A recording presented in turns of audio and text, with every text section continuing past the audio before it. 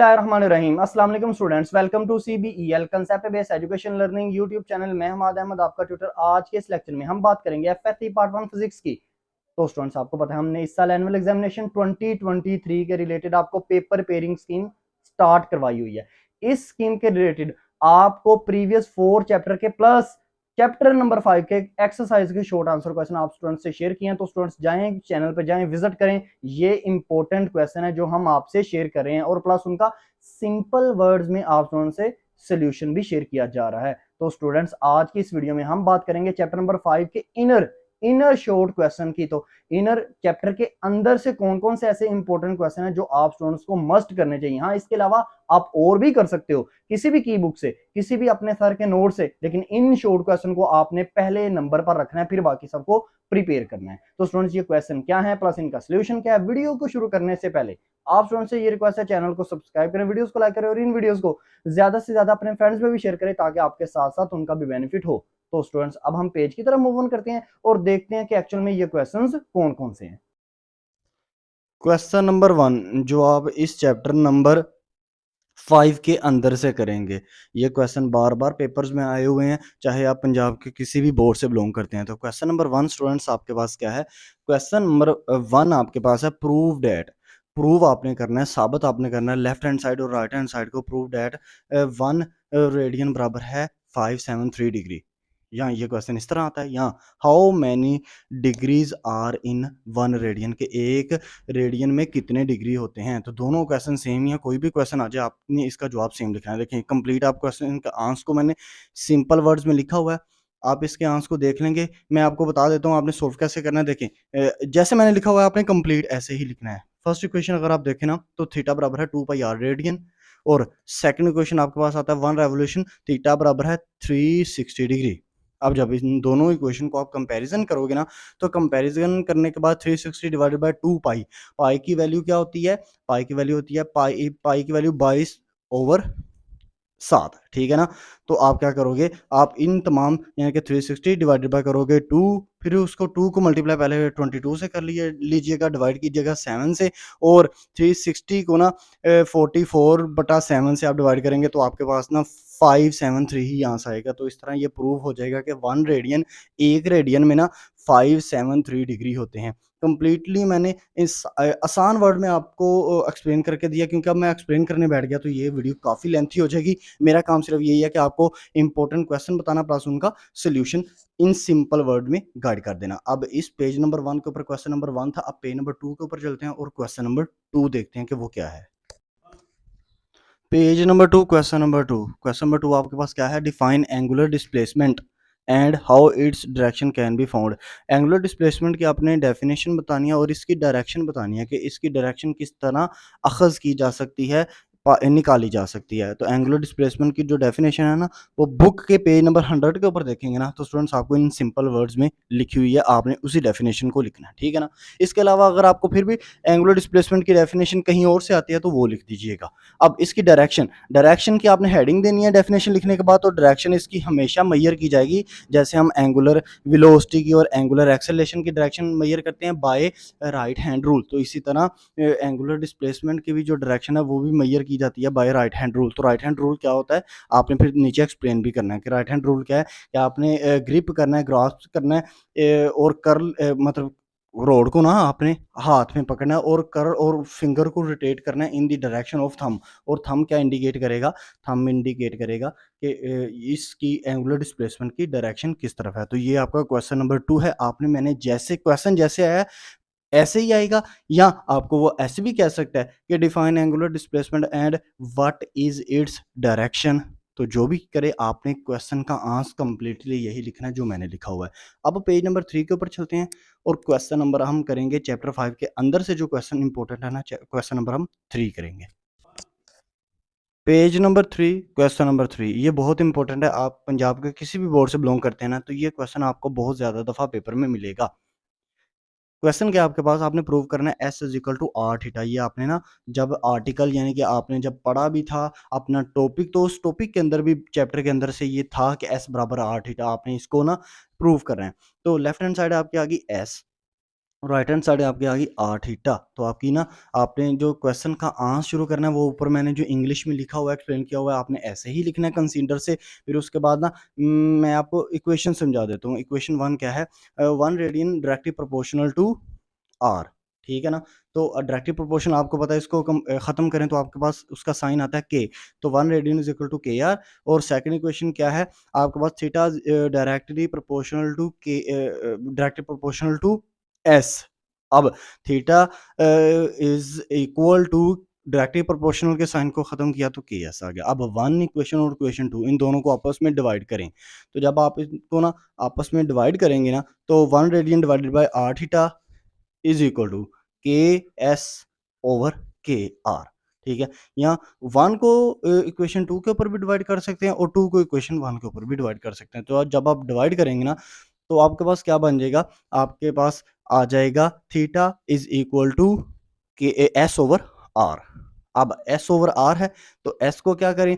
S को इस तरफ ले आएँ और थीटा को आर से मल्टीप्लाई कर दें। तो एस को लेफ्ट हैंड साइड पे ले आएँ तो S is equal to R theta, इस तरह ये प्रूव हो जाता है। तो ये आपका क्वेश्चन जो है ना, ये बहुत ज़्यादा दफ़ा पेपर में आता है।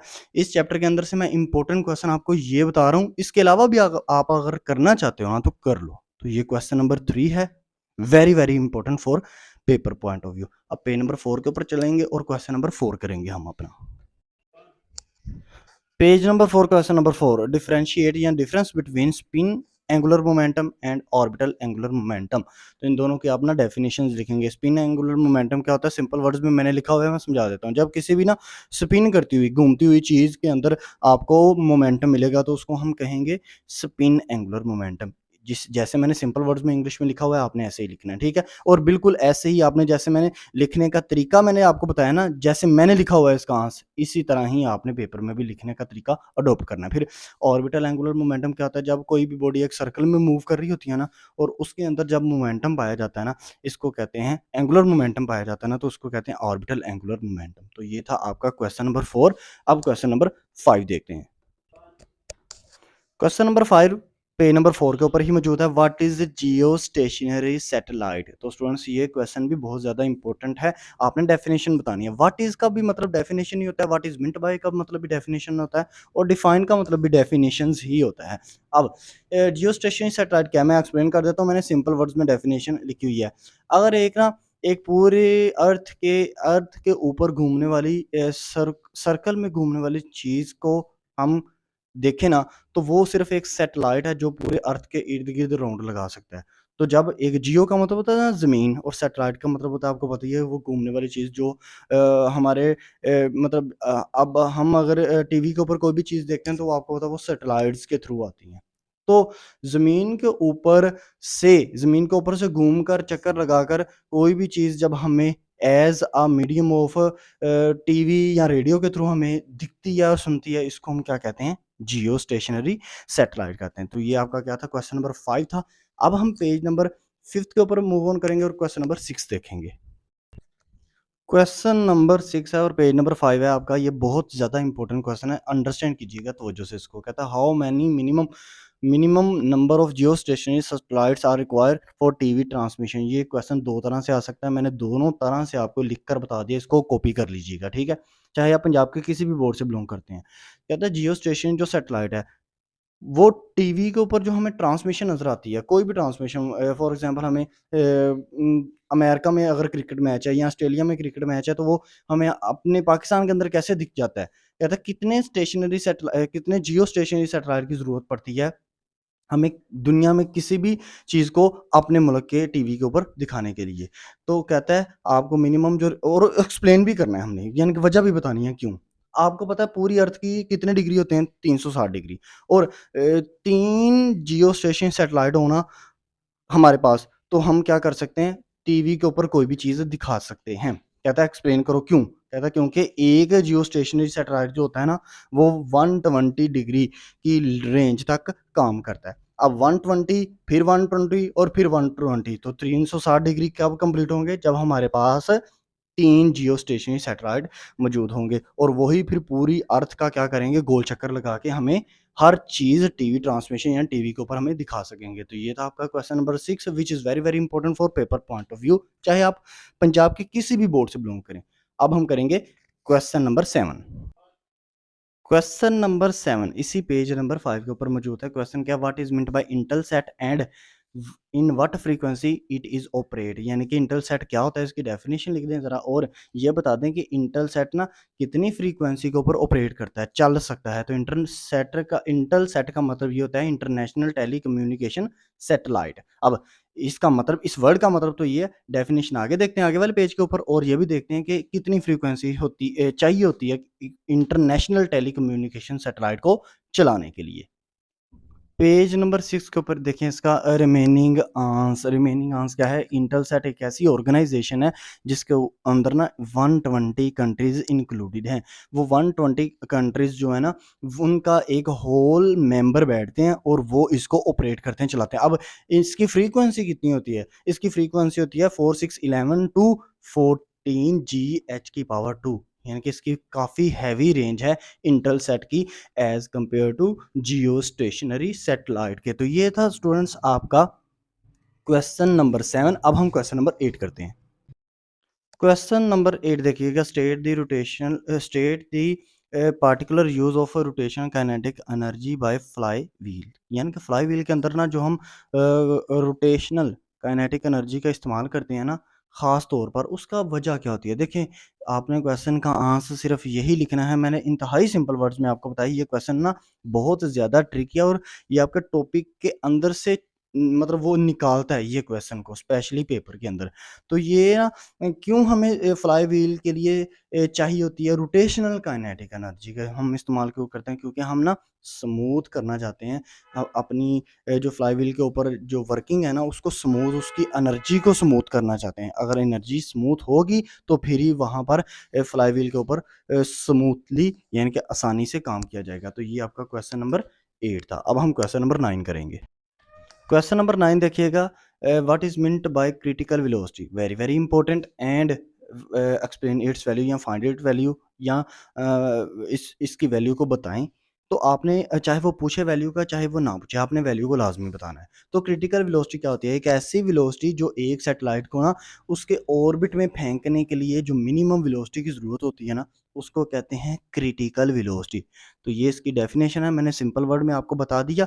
अब इसकी इसकी जो वैल्यू है ना, उसको फाइंड आउट कैसे करते हैं, तो उसके लिए आपको कैलकुलेशन करनी पड़ेगी। आप हेडिंग देंगे कैलकुलेशन की, ऐसे ही जैसे मैंने दी है। अब आपको पता है, वी नो दैट, ये फार्मूला आप जानते हो जो आपकी स्क्रीन के ऊपर शो हो रहा है। अब वैल्यू निकालनी कैसे है, नेक्स्ट पेज के ऊपर चलकर बताता हूँ आपको।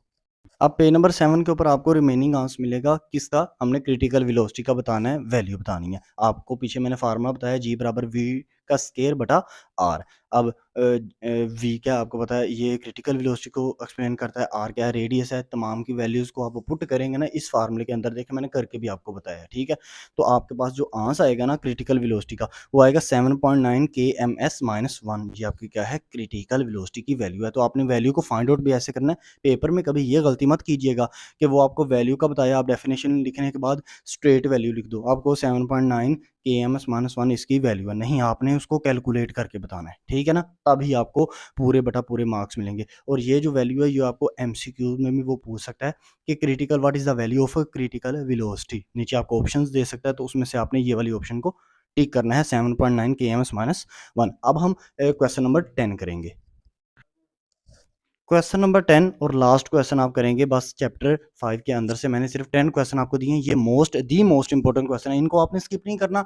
इनके अलावा आप चाहे जितने मर्जी 20 याद कर लें, 30 याद कर लें इस चैप्टर के अंदर से, ठीक है। चाहे आप लाहौर के पंजाब के सॉरी किसी भी बोर्ड से आप बिलोंग करते हैं, लाहौर से, गुजरांवाला से, साहिवाल से, गुजरात से, फेडरल बोर्ड से, किसी भी बोर्ड से आप बिलोंग करते हो। तो अब देखें क्वेश्चन नंबर 10 क्या है, कहता है define radian degree and explain its relationship, इन दोनों के दरमियान रिलेशनशिप बताओ, या डिफरेंशिएट बिटवीन डिग्री और रेडियन, और इनके हमने दरमियान क्या बताना है, रिलेशनशिप बताना है, ताल्लुक बताना है। डिग्री की डेफिनेशन क्या होती है आपको पता है। हर स्टूडेंट्स ने ना जब इस चैप्टर को स्टार्ट किया होता है ना, डिग्री और रेडियन की डेफिनेशन हर टीचर आपको बताएगा। मैंने सिंपल वर्ड्स में लिखी हुई है डिग्री की डेफिनेशन, आप यही डिग्री की डेफिनेशन लिखेंगे। अब नेक्स्ट पेज के ऊपर चलते हैं, पेज नंबर 8 के ऊपर, और देखते हैं रेडियन की डेफिनेशन क्या है। और मैं इसको एक्सप्लेन इसी वजह से नहीं कर रहा क्योंकि ये सिंपल वर्ड्स में आपको बताया होता है डिग्री का। अब नेक्स्ट पेज के ऊपर रेडियन की डेफिनेशन दिखेंगे और इन दोनों के दरमियान रिलेशनशिप देखते हैं। अब इस पेज नंबर 8 के ऊपर आपको रिमेनिंग आंसर मिलेगा। हमने लिखना है रेडियन की डेफिनेशन, तो रेडियन की डेफिनेशन आप ये लिखेंगे जो मैंने आपको बता दिया। कॉपी पेस्ट इसको कर लें, यही डेफिनेशन बहुत ज़्यादा ईज़ी है, इसको लिखिएगा। अब आपको पता है इन दोनों के दरमियान आपने रिलेशनशिप बताना है, तो क्वेश्चन नंबर 1 में आपने रिलेशनशिप पढ़ा था ना, 1 radian is equal to 57.3 degree, यानी कि 1 रेडियन जो है वो 57.3 डिग्री के इक्वल होता है। उसी को ना आपने ना दोबारा से प्रूव कर देना है। तो देखिए मैंने दोबारा से आपने इसी रिलेशनशिप को ऐसे लिखना है, इक्वेशन नंबर 1 आपकी बन जाएगी, फिर आपकी इक्वेशन नंबर 1 2 बनेगी। जब दोनों इक्वेशन को आपस में हम कंपैरिज़न करेंगे ना, तो वही आएगा दोबारा नीचे 360/2 और ब्रैकेट 2 पाई है ना, 360/2 पाई, और पाई की वैल्यू क्या है 22/7, और 22/7 को 2 से मल्टीप्लाई करें तो आपके पास आ जाता है 44/7। अब 360 को ना 7 को ऊपर ले जाएँगे ना, बटे के ऊपर ले जाएँगे, या इस तरह कर लीजिएगा 22/7 को ना आप आपस में 22 को डिवाइड करेंगे 7 के ऊपर, तो 3.14 आएगा। उसको मल्टीप्लाई कीजिएगा 2 से, जो भी वैल्यू का आंसर आए ना, तो 360 को ना उससे डिवाइड कर दें, तो आपके पास आंसर आ जाएगा 57.3। तो 1 रेडियन हमेशा इक्वल किसके होता है? हमेशा इक्वल होता है 57.1 डिग्री के अंदर, 1 रेडियन के अंदर इतनी डिग्रीज़ होते हैं। तो अगर आपको इन दोनों के दरमियान रिलेशनशिप कह दे, प्रूव दैट कह दे, स्टेट कह दे, शो दैट कह दे, जो भी कह दे, तो आपने ना अपने माइंड में यही रखना है कि 1 रेडियन जो है ना, वो कितने डिग्री के इक्वल होता है? 57.3 डिग्री। तो ये स्टूडेंट्स आपके मोस्ट इम्पोर्टेंट 10 क्वेश्चन थे, चाहे आप पंजाब के किसी भी बोर्ड से बिलॉन्ग करते हैं। ये थे चैप्टर नंबर 5 के inner short question. Previous video में मैंने चैप्टर नंबर 5 के आपसे एक्सरसाइज के अंदर जो शॉर्ट क्वेश्चन थे वो आपसे शेयर किए थे। तो हमारे 5 चैप्टर कंप्लीट हो गए। इंशाल्लाह नेक्स्ट वीडियो के अंदर हम चैप्टर नंबर 6 के एक्सरसाइज वाले क्वेश्चन डिस्कस करेंगे। अब तक इतना ही, अपना ख्याल रखें, अपने इस यूट्यूब चैनल का भी। अल्लाह हाफिज।